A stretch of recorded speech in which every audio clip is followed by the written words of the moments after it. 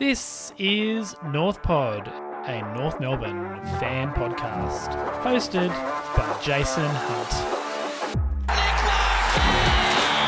Now the back Zurhaar, he backs it, he kicks it, all the floor from Zurhaar.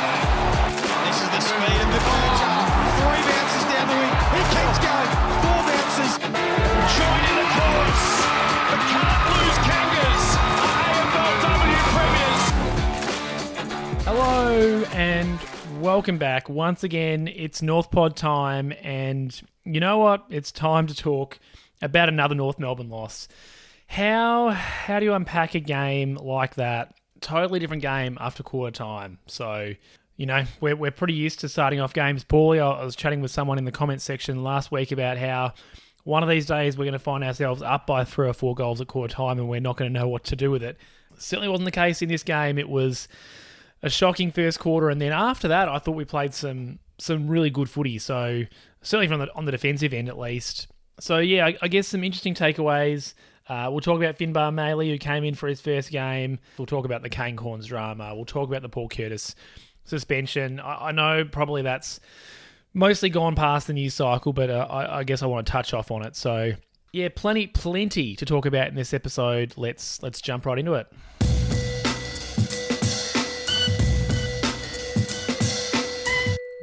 Review time, and there certainly are some team selection things to talk about.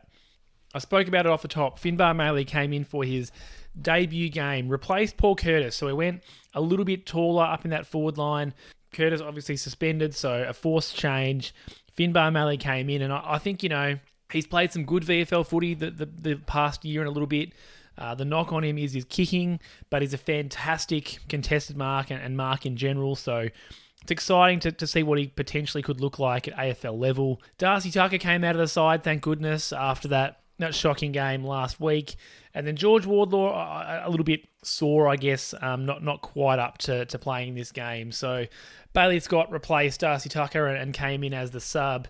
And Will Phillips replaced George Wardlaw, which I think was really good to see. I think he deserves another opportunity at AFL level, WillPhil, and I thought, yeah, there's a lot of people, myself included, who think that structurally and defensively we look a lot better with him in the team. So that's how we went in. I think, you know, the challenge is definitely losing Paul Curtis and George Wardlaw. You know, probably our 2 most informed players is not ideal, one to injury and one to suspension. But I do think, you know, we sort of came into this game with a bit of optimism. Not necessarily that we're going to win. I certainly wasn't expecting a win, but I think we were coming in, you know, knowing that Essendon's one of those sides that they're probably somewhere in the middle and they're beatable. And I think that presented itself during the game. But gee, if we had those 2 players at our disposal, Wardlaw and Curtis, look, who knows? It may be a different story. Caleb Daniel was playing his 200th game, so it was nice to see plenty of Bulldogs and former teammates there to support him. Seeing Marcus Bontempelli in the North Room and at the game is jarring. For all the right reasons. Boy, you'd love to have a player of his quality and his calibre in the side. But yeah, it's been an interesting start to the year. We've had Caleb Daniel bringing up game 200, and we've had Luke Parker and Jack Darling playing games 300. It's so weird to have these now 3 really experienced players for other sides playing these massive milestones for us, because it's, you know, it's an odd feeling. Like, no, it's just weird because we don't have that really strong attachment to them. We've got respect for all of them, but, you know, these guys have been at the one club prior to us for quite a significant period of time. So it's odd to see them in North Melbourne colours bringing up these big milestones, but great for him to play his 200th and, I guess added a small amount of extra incentive into the game. I'm sure, no doubt, as you know, I'm recording this a little late. It was a Thursday night game, which just does not work for my life timetable. Obviously, I'm a teacher, so I'm working on a Friday, and I play indoor soccer on a Thursday night. That's my sort of social sport for the week. So it was tough to watch. I watched the first quarter and then had to catch up on the rest of it afterwards. And like many of you, I was a little bit surprised. Having watched that first quarter, I went, okay, I guess it's another game. But as it turned out, it was a really close one in the end. 3-point losers. So Essendon 9-11, 65. North Melbourne 9-8-62. A low-scoring tussle, I think, is the best way and probably the most positive way you could frame this game. As a neutral, there wasn't a lot to see. Obviously, it was a frantic kind of last 5 or 10 minutes. I could see a neutral enjoying that part of it, but the rest of the game, probably not a lot to enjoy it for a neutral fan. Maybe besides the ball movement from Essendon in that first quarter, and which is where all our problems were. We conceded 6 of our 9 goals in that first quarter, allowed Essendon to get out to a 4-goal lead, which, doesn't seem a lot compared to some other leads that we've given up over the past little while. But, in the context of this game, it was backbreaking. We were able to actually get that back to 0. It was at one point a tied score, but it was just a massive lead to give up in such a defensively minded game, as it turned out to be. I thought early on our mids were probably just a bit too tentative and readily gave up the footy in contested situations, just invited the pressure, and I thought weren't quite quick enough or making decisions fast enough to dispose of the footy. Yeah, invite the pressure. Sheezel was a good example of that early on, not playing a midfield role, but came off the back of the stoppage and just took a little bit too long to dispose of it, got pushed off the kick and Essendon scored off the turnover. There was a moment later on in the quarter where LDU missed a hand pass. It was intercepted by Merritt, and it was a forward loopy hand pass hoping to hit Jai Simpkin. Merritt intercepted really nicely, and again, the Dons kicked a goal. So that's kind of what we were seeing in that first quarter. We were just not quite on our game offensively, sort of giving it up, and certainly defensively we were leaking some goals, because as soon as Essendon got out of a stoppage or a congested situation, they just spread really well and were able to kick goals through some real precise kicking. I thought their kicking and their disposal in general in that first quarter was really impressive, and it was one of those things where it was going against us in both directions. We were not playing well defensively, our structure wasn't holding up, and Essendon, I thought, was disposing of it really well, hitting some tougher targets and making life really difficult for our defenders. It's easy to criticise Callum Dawson getting beat on the lead, but I thought Peter Wright and Nate Caddy were leading really well, and Essendon were kicking it really well to them. Their mids, Durham and the like, were having some good moments. There were some moments for us as well in that first quarter. Maley took a contested mark and kicked a nice snap goal from the pocket. Obviously, a great highlight. Joins the first kick, first goal club. I think he's got real potential to be a cult hero, Maley. He's just got the look. I mean, the name Finbar is another element to it. So it was nice to see him take, a mark that the sort of thing that he's been doing in the VFL that's earned him the call up. He's replicated that in the AFL, which was nice to kick a goal early and get, I guess, some of those nerves out of the way. Nick Larkey turned a bit of a fumble into a shovel pass to Cam Zurhaar, who then drew a high contact free kick and goaled, which is really something that we've struggled to be able to do, is to create free kicks for ourselves inside 50, like other teams are able to do, generally with their smaller forwards. And I think with Finbar in the side, Zurhaar was able to play a smaller role, which he certainly was doing for most of the game. There was a couple of times where he was jumping for a pack mark, but in general, I thought he was playing the role of that sort of high leading up half forward and certainly not a marking forward.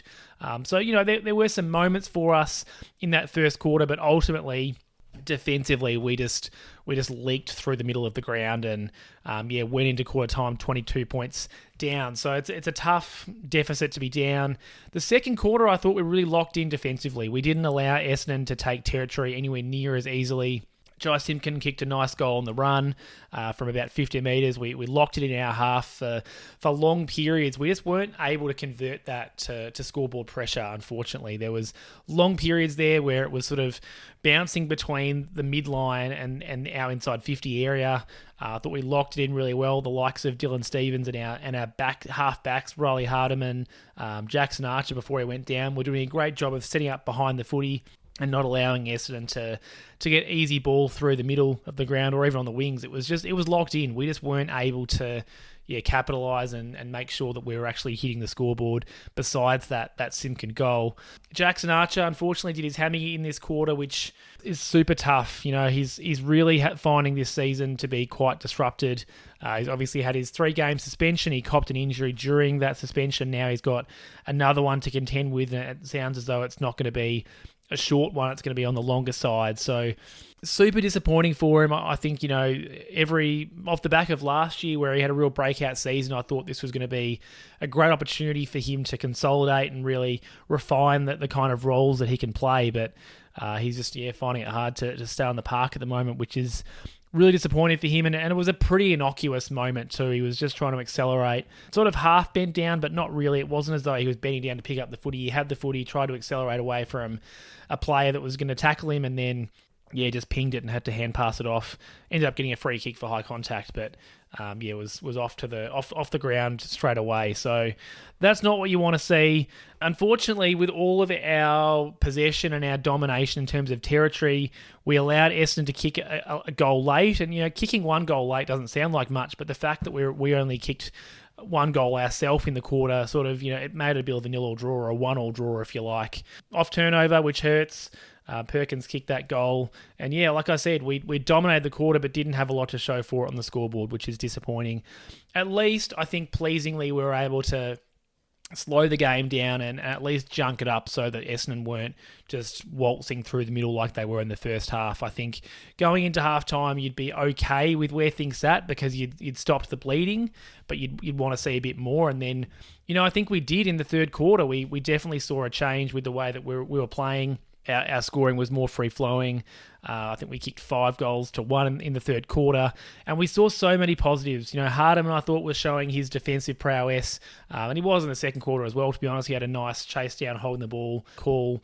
I thought, generally speaking, our defensive setup was really strong. We were not allowing, or continued to not allow Essendon to take territory through the middle of the ground and force them wide, force them to kick to contests, and generally we were actually winning it at those contests and getting it back going our way.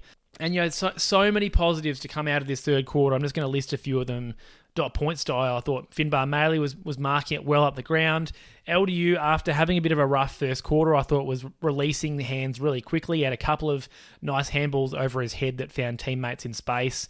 And they were in space because the Essendon defenders and midfielders had crowded into him and got sucked into him, and then trying to corral him as one of our best ball winners. But he was finding teammates that were free and releasing them, which was great. I thought Dylan Stephens was playing a really nice wing game, holding his shape and supporting the backs to keep the ball locked in our half, like I mentioned earlier. Cam Zurhaar kicked a vintage Zurhaar goal, burst away from congestion and just dribbled along the ground from 35 metres or so out, beat 2 Bombers on the way through, which was a beautiful goal. One of those ones that comes off a couple of times a season and you just go, how can he not produce more of that? We saw Nick Larkey bob up. He kicked 2 opportunistic goals, set up another one with some quick hands to McKercher, who took a couple of bounces and just kicked a goal that I hope is the sort of goal that we're seeing for the next 10 years from McKercher. He's got such good acceleration. Once he's at full speed, you're not catching him. And took 2 bounces, kicked 1 on the run, which was fantastic. But like I said, came from Nick Larkey's quick hands. He's such a good, or so good at finding teammates and creating for teammates when it's not necessarily going all his way or he feels like he's been crowded. I thought Tom Powell had a really nice defensive effort. The ball was turned over and he worked really hard to win a holding the ball back and pressuring the Essendon players when they were trying to hurt us on the turnover. So, so many positives through that third quarter. We were able to hit the scoreboard. It was a 5-1 quarter. And really, we blew a chance late. The Bombers did as well. I think Kako and Powell both really had some bad kicks going inside 50 in the last 90 seconds or so. But we had it back to a 1-point game at 3/4 time. So I think, absolutely, you'd have to be happy with that return, given where we were at half time. And then to have the only goal that we conceded be, a double error essentially, says that structurally we were set up really well. We weren't allowing Essendon to do what they wanted to do. That goal came from a Simpkin kicking off the ground, inside defensive 50, maybe from a sort of 25 metres out. It ended up dribbling to about 45 metres out where Xavier Dersma, not our Zane Dersma, that Essendon's Dersma was sitting off the contest.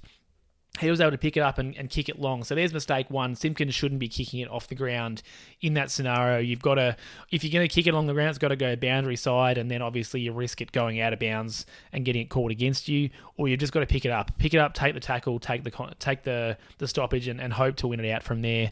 Or at least kick it to a better position where we might be a little bit more set up to make a contest. Anyhow, Dersma then takes the kick punts it really long, ends up sort of on the point line, and we had a contest with Nate Caddy and Callum Dawson and Charlie Coleman, and we just weren't able to fist that ball through for a point.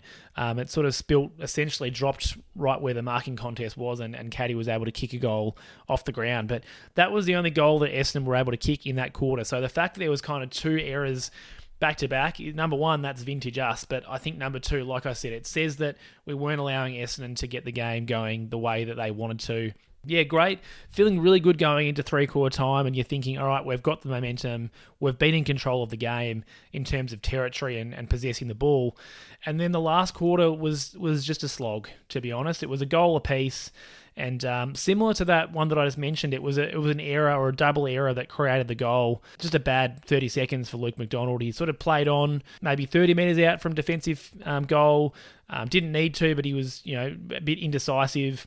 As a result of inviting that pressure, he kicks along to a contest, which certainly didn't favour us, so it was turned over.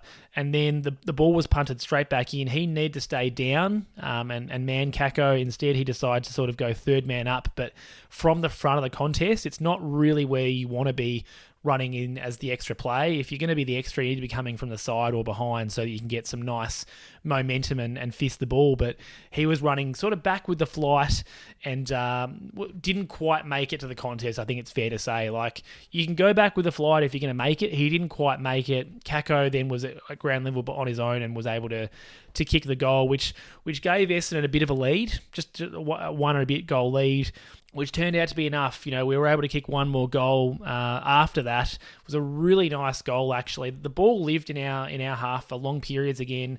We weren't able to convert. Eventually, after Essendon kicked a point, we went end-to-end and kicked a goal.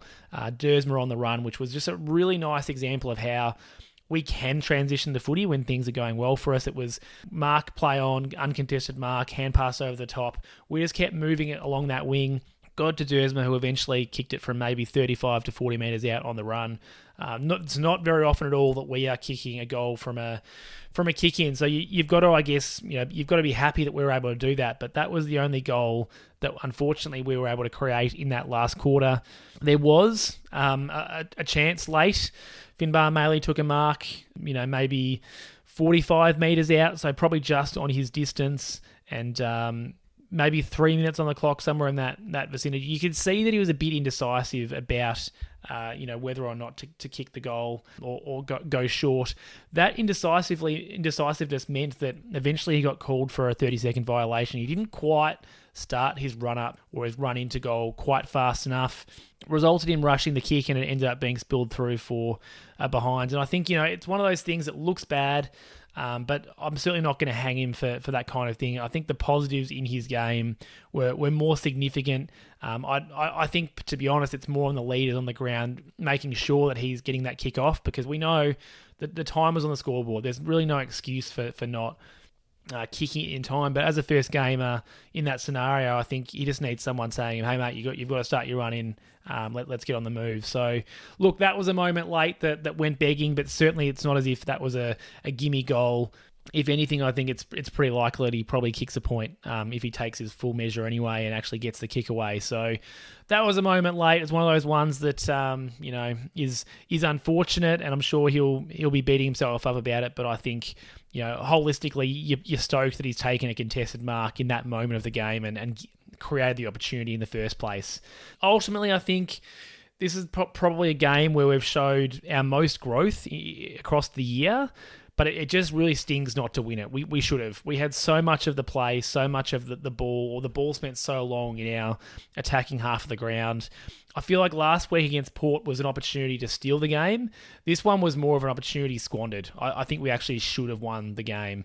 We were the better team for more of the game. We just weren't able to hit the scoreboard. So, look, importantly, it is progress in a season that's been very rocky to this point, but at a certain point, we've got to start winning these games. I think we've been saying that for a while, but this to me was one of those games where I went, yeah, we should have won that. That's not we competed. This was one that was a bit disappointing not to get over the line in the end because of, how well we played defensively, which is, obviously has not been a strength of ours traditionally. So I think that kind of summarises my main thoughts on the game and the way that it played out. Disappointing, but encouraging signs, and I think plenty of positives that we can take out of it, even though, disappointing not to get the 4 points.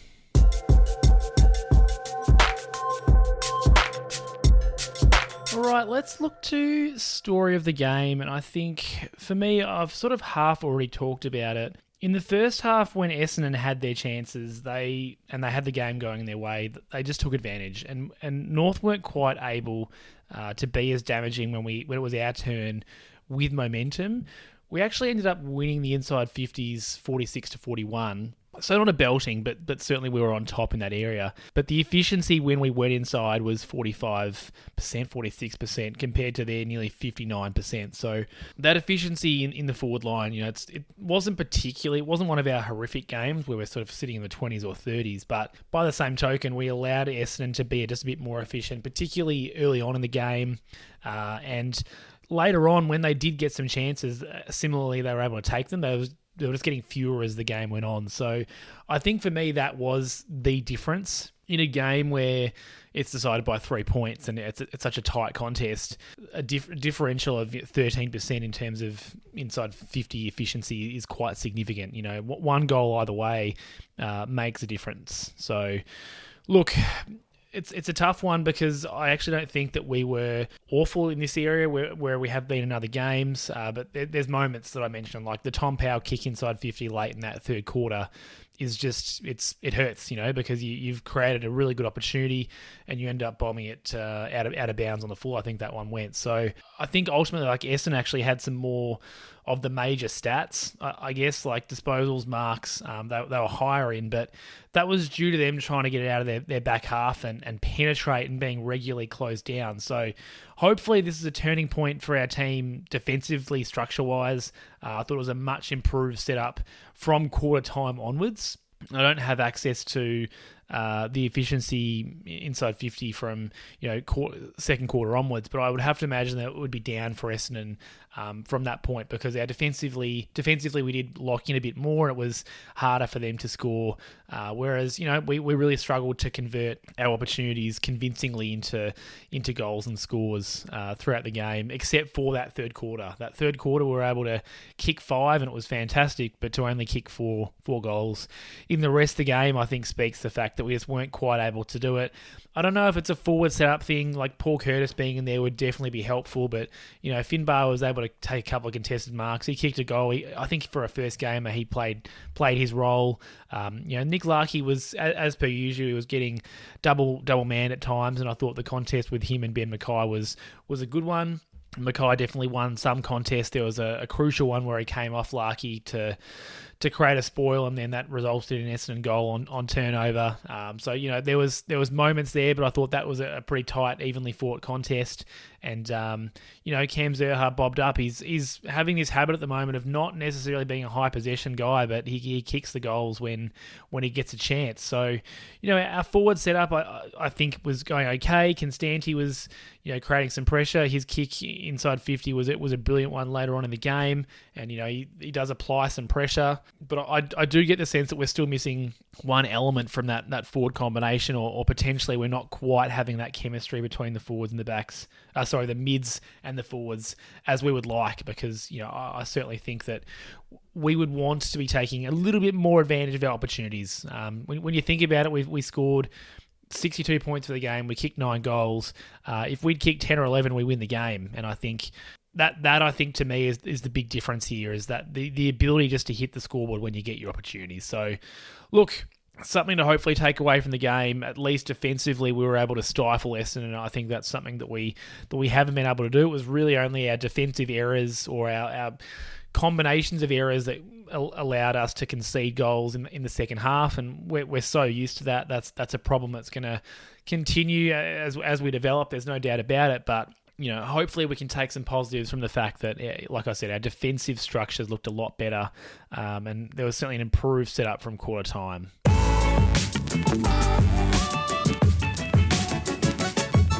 Shinboner of the week, and it was tough to find someone in this game. I think There wasn't necessarily a massive highlight for us in the game. There wasn't one massive effort that made me go, yep, that's a guy that's playing heart and soul footy, or that's a massive highlight that's going to be up there. I mean, Cam Zurhaar's goal from the boundary would be pretty close. It was a really nice dribbler, but I'm going to give Shinboner of the week to Finbar Maley. 3 contested marks on debut, which is a great effort. Kicked a goal, and like I mentioned off the top, he's someone that just has that potential to be a cult hero. It's the look, it's the name, it's the way he goes about his footy.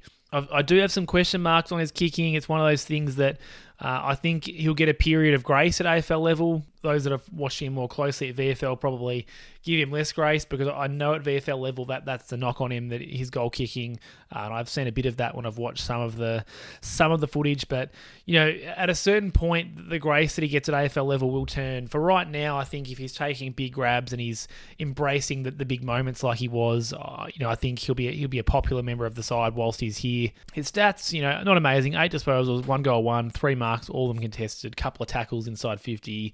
Couple of inside 50s, 2 spoils. So, look, it's a working class stat line. It's nothing remarkable, but for a player in his first game, I thought the way that he inserted himself into the contest was commendable and worthy of Shinboner of the week status. I think particularly the fact that he kicked that first goal, took a really nice contested mark, went back and snapped it, and just looked really confident when he did that. We know how the game ended for him. That was unfortunate, but I think let's take the positives out of his game for sure. It was a really nice first up effort for him, and you'd think he's going to get at least the next couple of games with Paul Curtis out with that suspension.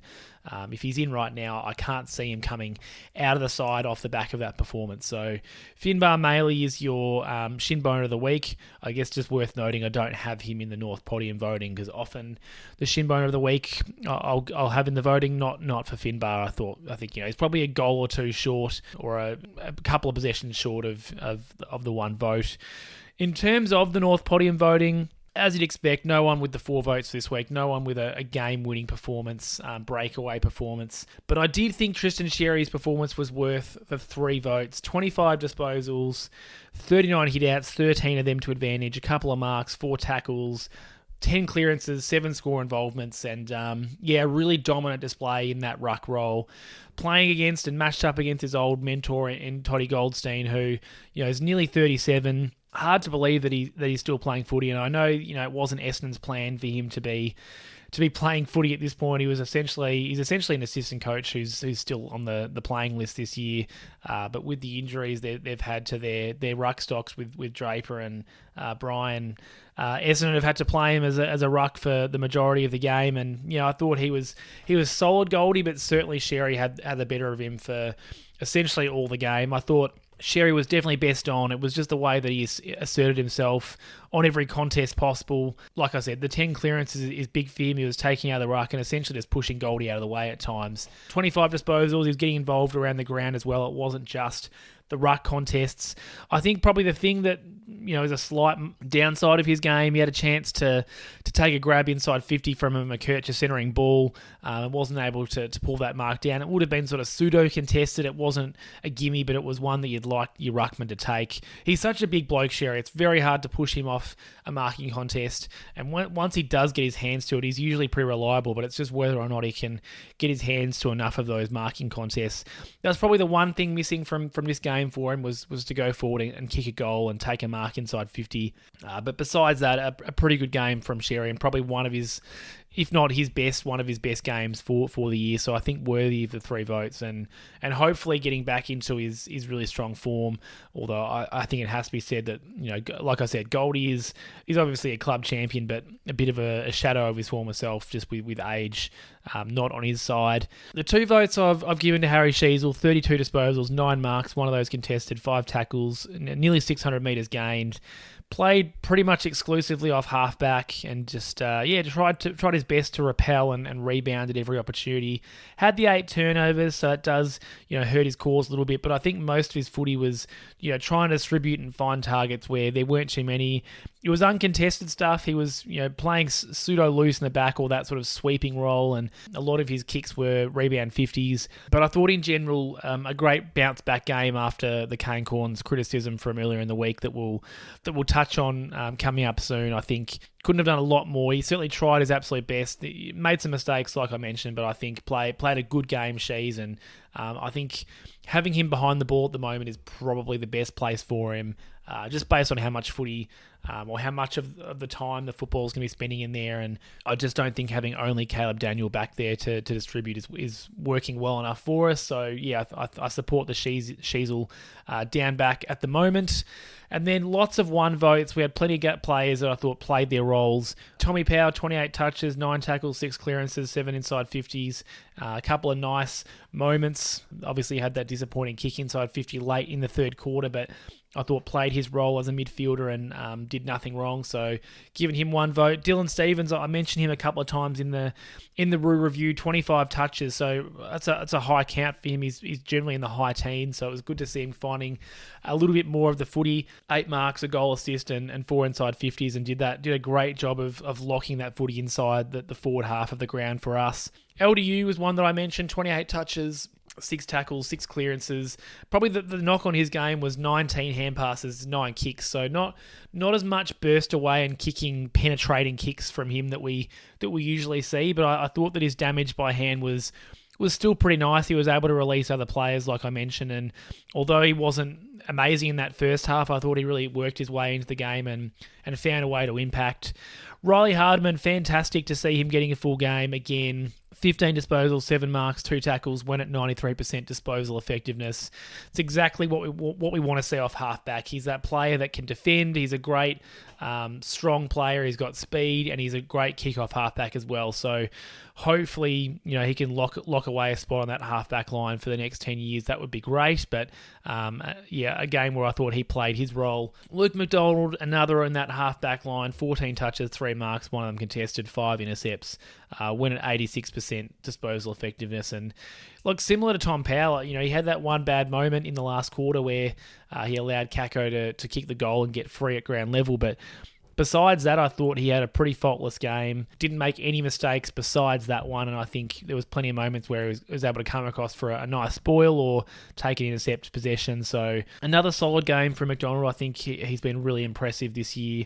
Not in that he's been an amazing player by any stretch, but I think the bounce back and the return to some kind of form after the last few years has been really nice to see. Jai Simpkin, the captain, 21 disposals, 2 goals, 4 marks, 4 tackles, 3 clearances. I think the 2 goals definitely helps here. Had a really nice game playing that half forward and midfielder hybrid role. The fact that he was able to go forward and do some damage, I think, is really important, and that's why he finds himself with the 1 vote. And the final player to get a vote, Nick Larkey. I think this is the quintessential. It wasn't necessarily going his way, but he did everything he could and allowed others to get into the game. 10 disposals, 2 goals, 5 marks, a couple of goal assists. I think that just speaks to the fact that, like I mentioned earlier, he's just so good at bringing others into the game if it's not quite working for him. Even if it's a tap on or a quick hand pass that's easy to forget, I think he really frees up other players, and he's a magnet. He draws opposition attention, and so we have to hope that's going to create opportunities for others. And I think at times it does, but you kind of have to look a little closer. It's not just that Cam Zurhaar is going to kick 6 because Larkey's got all the attention. I think it's more that Larkey draws opposition players and allows the odd player to get free at the back or the odd player to run through a contest unopposed, like what we saw with McKercher with his goal. He essentially just burst away virtually unopposed, and part of that's because the attention's drawn towards Nick Larkey and the opposition's making sure that he can't impact the contest. But despite that, he did with a nice quick hand. So there's the votes: 3 to Xerri, 2 to Sheezel, and then 1 to Powell, Stephens, LDU, Hardeman, McDonald, Simpkin, and Larkey. In terms of where the current North Podium standings sit now, Sheezel is out to a clear lead, 11 votes. Paul Curtis, although suspended, sits outright second on 9 votes, and then it's a tie for third with Jai Simpkin and Tristan Xerri. Behind them, Tommy Powell, Larkey, LDU, and McDonald on 7 votes. So starting to shape up there, the North Podium, but I think it's great to see. Xerri's taken a little longer to work into the season, but he's working his way up the leaderboard and into equal third now. And hopefully Sheezel and the others don't go too far ahead of Paul Curtis while he's out suspended, because I think it's fair to say that was a pretty rough suspension, not one that too many people are feeling positive about.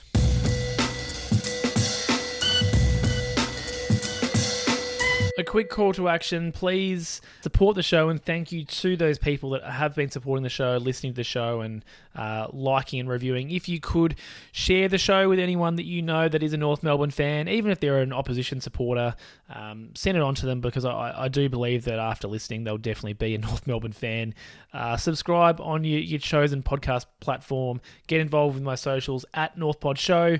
And if you would like to support the show in an additional way, you can buy me a coffee, or I choose to buy a Coke with that money, a vanilla Coke. But you can find the Buy Me a Coffee link in the show notes if that's something that you are interested in doing.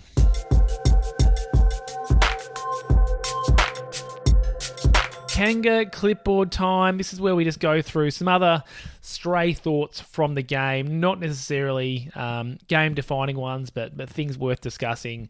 I guess a question that I posed to myself really is, are we better off without Core and Griffin Logue in the team? We've seen 2 games now without them, and I think the jury's out. Callum Dawson was serviceable again, certainly not bad, but I think it really helped that the pressure on the ball up the ground was a lot better after quarter time. We could see in the first quarter the back 6 still looked pretty shaky under pressure when the ball was coming in nice and cleanly. So it's hard to evaluate the defenders solely off the last couple of games, because I think in general we've been defensively better as a team. But look, Archer coming out or going out with that injury potentially opens the door for someone to come back in, and whether that's Core or Logue, potentially an option. I think the back 7 is still definitely very much a work in progress. Typically we're playing 7 defenders. One of them's on the bench generally most of the time. Having had Chom playing more of a defensive role rather than swapping between being loose and locked down, I think is better for his development.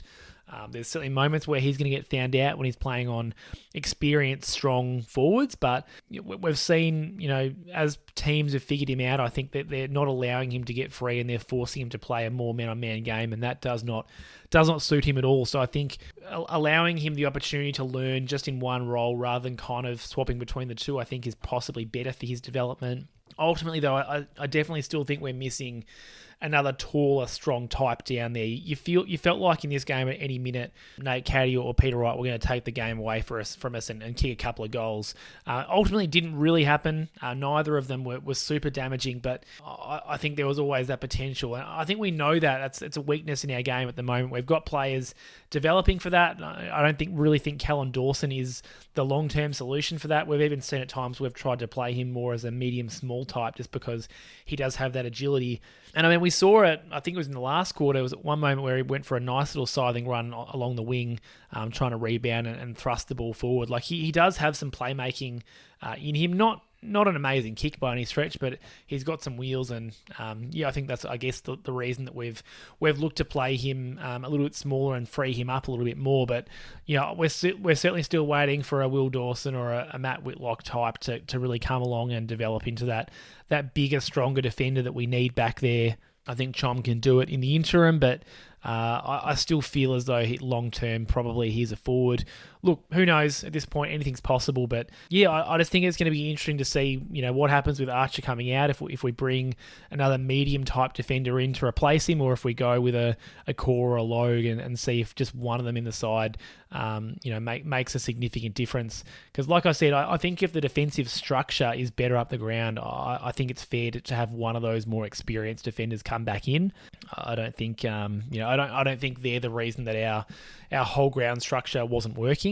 But look, I guess we'll see. I'm certainly happy to keep experimenting with that back 6. I think nothing's set in stone at the moment. I'm certainly happy to see the coaching group keep fiddling around. Jack Darling is just a bit of a watch for me. He's had a quiet last few weeks. I think he'll keep his spot whilst Paul Curtis is out, but I wonder if they consider keeping Maley in the side instead of Darling when Paul Curtis returns. It depends on Maley's form, of course. He's only played one game, and maybe next week he doesn't get a touch, and that's not something that we worry about. But I do think that there's some validity to potentially playing Maley as more of that Jack Darling role. Maley can play in the ruck. He's a serviceable ruckman, but he's primarily a forward, and that's what you want from that role. You could argue that Jack Darling's not even really a ruck.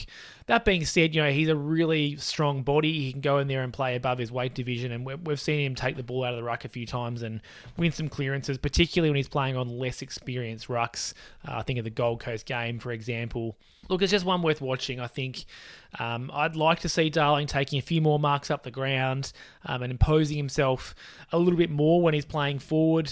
In this game, it was just the 5 disposals, 1 mark, and a couple of hit-outs, so probably not enough of an output for him. It's a tough role that he's being asked to play, and he's on the other side of 30. We're not expecting him to break games apart, but I thought the form that we saw from him early in the year with his first couple of games was really strong. So just want to see him get back to playing a little bit more like that.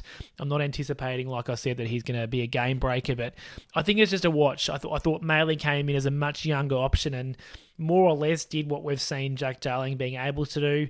Different kind of contested mark. Like Darling is good for more of a wrestling contested mark, whereas Maley is more a run and jump in the pack kind of contested mark. But both of them are capable of that. Both of them can move up the ground and take it on the wing or at half back if required. So just interesting, a bit of a watch, I guess. Paul Curtis is still a couple of games away, so we're not going to see until then. But yeah, I guess you're always looking for who are you going to replace these older players with. And whilst we know that Jack Darling's not here for just a year, I think he's here for a 3-year deal. You've got to look at who might be the players that could play a similar role to him on field, and then you can just eke out the benefits of his leadership and his experience, and not necessarily be dependent on him for the on-field output exclusively. So that's a bit of a watch. I think the second half performance from the midfield says to me that WillPhil does have a role to play in this side. I know from a team balance perspective it's tough. We do have a lot of midfielders, and he's not, I guess, a flashy possession getter, but the balance from him, or the balance that he gives the side defensively, and the balance around clearances is fantastic. It was an unassuming game from him: 15 disposals, 9 tackles, 5 clearances. But I thought that his in-tight defensive work was really good. It's a great compliment for the likes of Powell and LDU. It sort of moulds his game to a similar role to a Luke Parker, in that they're really tough at the contest and not necessarily quick at all, but can find the ball, get his nose in the trough, as it was. And I thought he played a nice game. If Wardlaw is returning this week, which I'd expect him to, I'm not sure where WillPhil fits, but I think the balance is something that we can continue to play with, because we've seen that when he's in the side, WillPhil, I think defensively around stoppage, we're better. And also whole ground defence, I think WillPhil plays a better two-way running role than maybe some of our midfielders do. So, look, I'm certainly not about to say that if he gets dropped, it's deplorable, because it's hard to fit everyone in the side. It's hard to see a specific role other than that defensively minded midfielder for him. And we've got so many players to roll through the midfield, but when you have a performance this strong, particularly in the second half, I guess it's just something worth considering. And no doubt the coaches will be looking at stoppage setups and figuring out, is there benefit to playing Wardlaw in place of one of the half backs or one of the half forwards and having an extra midfielder, but do you give up too much because you're playing a midfielder at half forward too often? All things that can be considered, I suppose.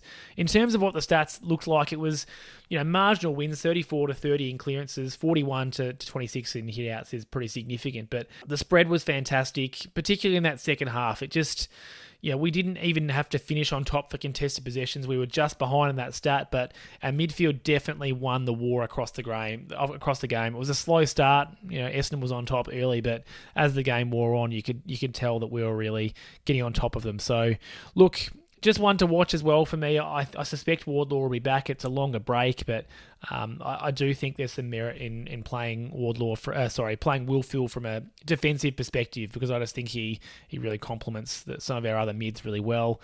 And then the last stop point here, I think we've turned our form around over the past few weeks, but it really is essential that we start turning the form that we've got now into some wins. We're playing Richmond in a couple of weeks, so that is one that I think is a must win. It's kind of obvious, but securing that second win before our bye, I think, is going to be it's going to be massive for our morale. There's only so often or so many times that you can walk off the ground and go, look, that was a good effort. I think particularly given the trade we did with Richmond at the end of last year on draft night, it's super important that we make sure that we climb the ladder a little bit. I don't think we can afford to finish in the bottom two, which again sounds obvious, but honestly, the higher up the ladder we go, the better off we are from that trade perspective. We've got to be slightly more efficient going forward and take advantage of those momentum swings, and I think if we do that, we are going to be able to pick up a couple of wins along the way. But I'm not necessarily looking at the Brisbane game next week, but the Richmond one the week after, I've got a real circle around that in my diary, because that's a must win for us given the form that we're in. Different story a month ago, I'd say, look, we obviously we'd love to win, but the priority at that point was just to play some good footy. I think we're doing that now, but we've got to take that next step, and look, hopefully we are able to do that in the coming weeks.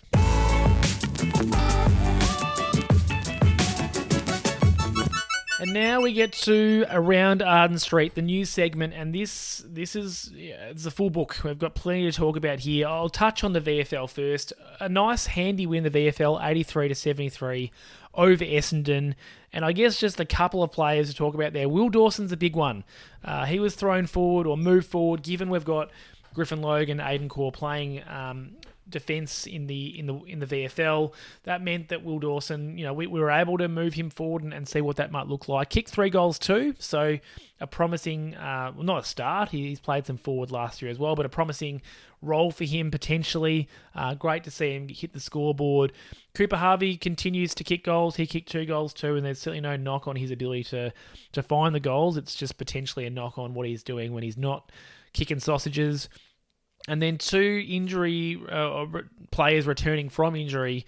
Braden George from a long-term injury, fantastic just to get some minutes on the field. He certainly was on a minutes restriction, but the fact that he was able to get back out there and get a kick is the main thing, so that's fantastic.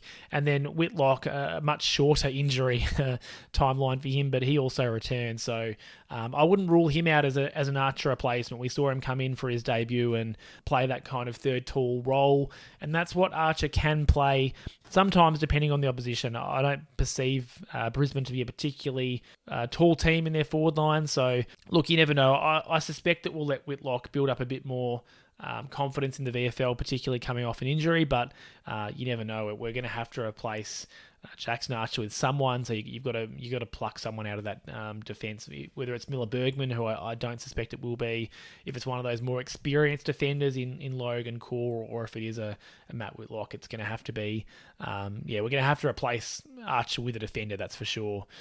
Some other, I guess, contract news. Finbar Maley and Robert Hansen Jr., they've both plonked an extra year on their deals, so Robert Hansen Jr. takes him through to the end of next year, and Finbar Maley, I'm sorry, it's not Maley, Whitlock is who I should be saying. Matt Whitlock has been extended for an extra year as well. He was already extended, already contracted till the end of next year, so we've put another year on top of that. So nothing too exciting there, but good to secure those players that you want.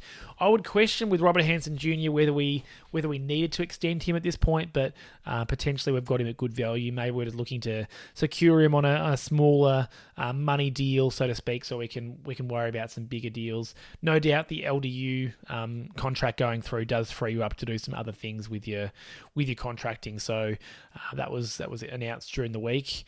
The 2 big news stories that I guess I'll just touch on, because like I said, I think for the most part the news cycle has moved past them, particularly the Paul Curtis one. I think I did mention it in last week's episode that I wondered whether it might draw the attention of the match review office. I sort of half expected not to, just because I genuinely, I like to think that I accept the rules for what they are. And, I think there are a lot of people that just want the rules to be what they want them to be, which I understand, but they're just not. And I think for the most part, I'm pretty good at separating those two things and just going, these are the rules, so I'm only going to be upset if the rules are broken, as opposed to what I'd like to see the rules being.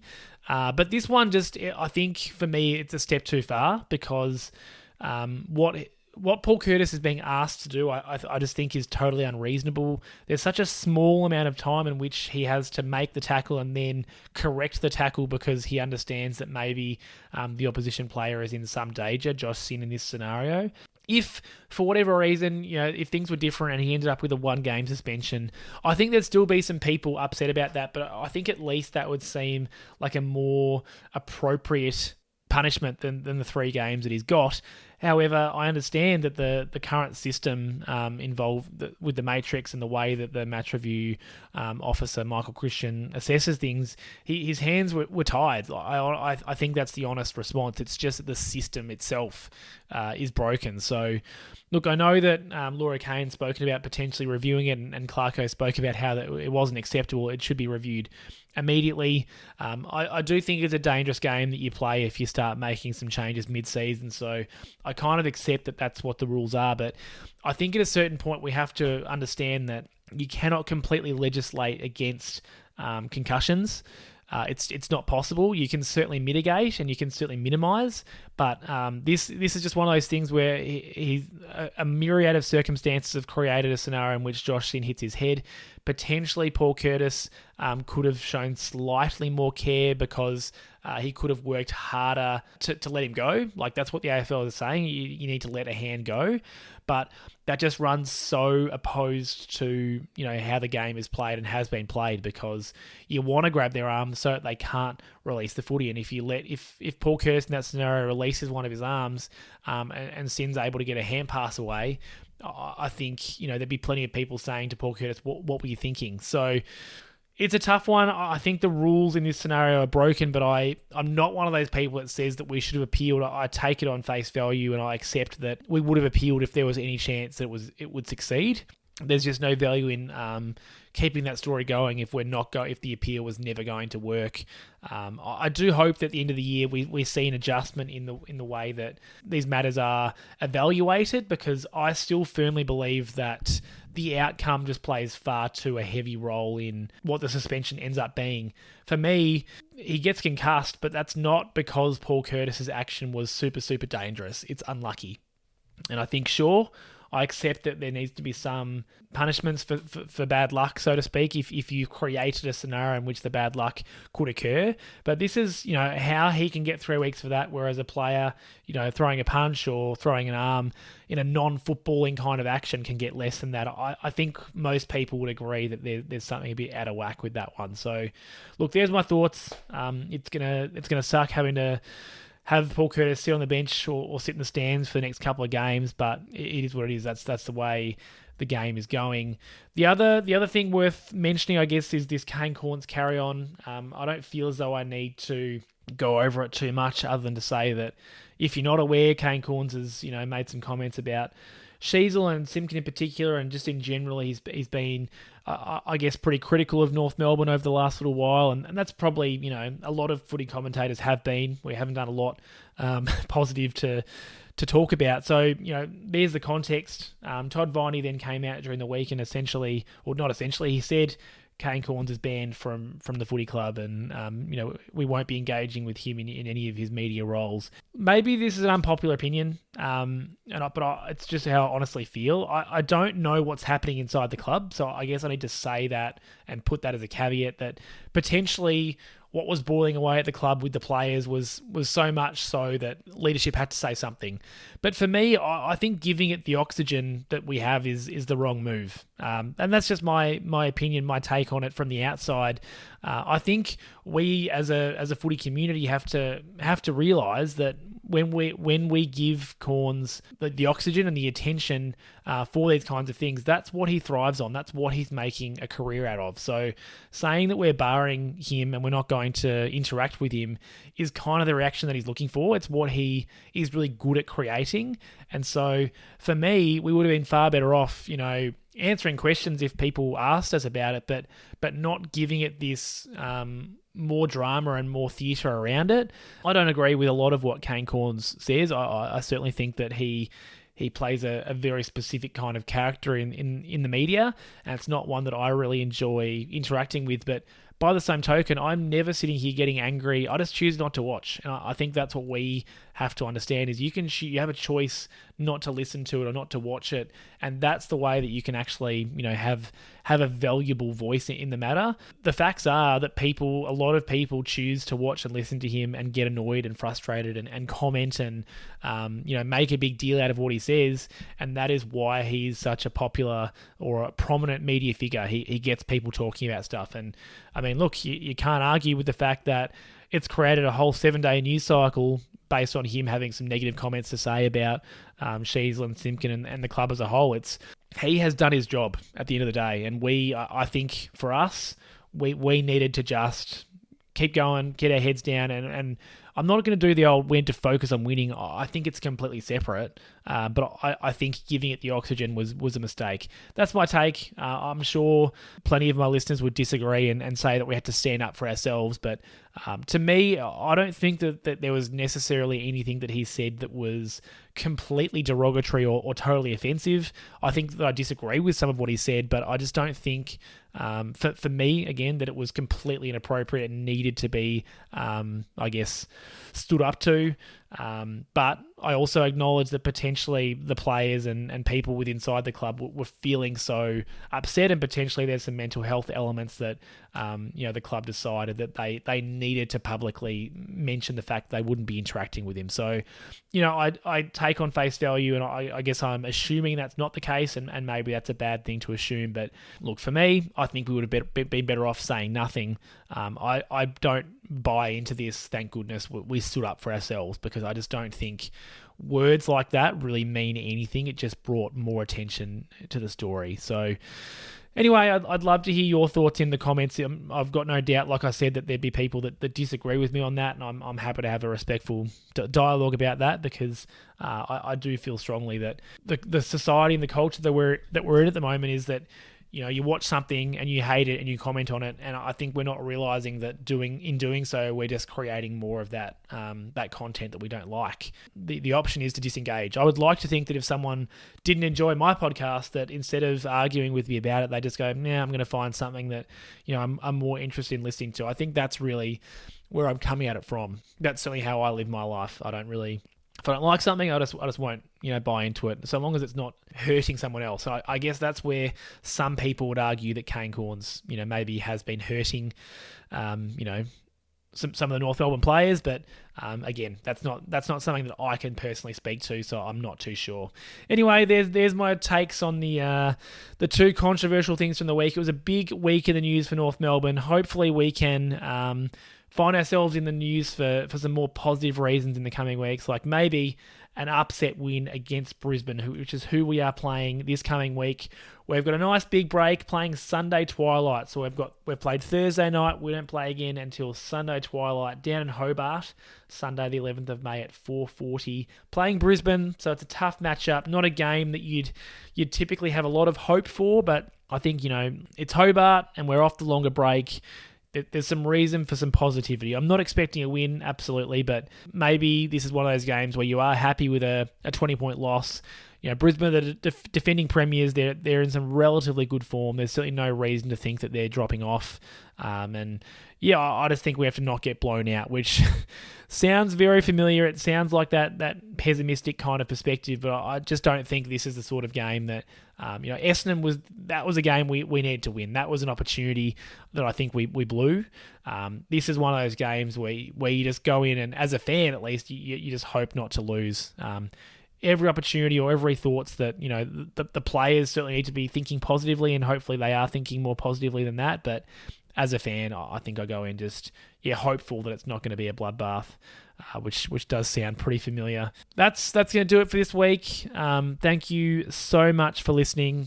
Sorry for rambling through parts of this podcast, but it was just so much to take out of the game. And hope that you have a fantastic week. Enjoy a weekend free of stressing about if we're going to lose. We got our loss out of the way already. And I'll speak to you after the Brisbane game, probably early next week. As always, go North. Thanks for listening to another episode of North Pod. If you give me a rating or review on your podcast service, that would be much appreciated. And please follow me on all social media at NorthPodShow. I'm on X or Twitter, Instagram, YouTube, TikTok, and I'm also very active on the North Melbourne subreddit. Hope you'll join me for the next episode.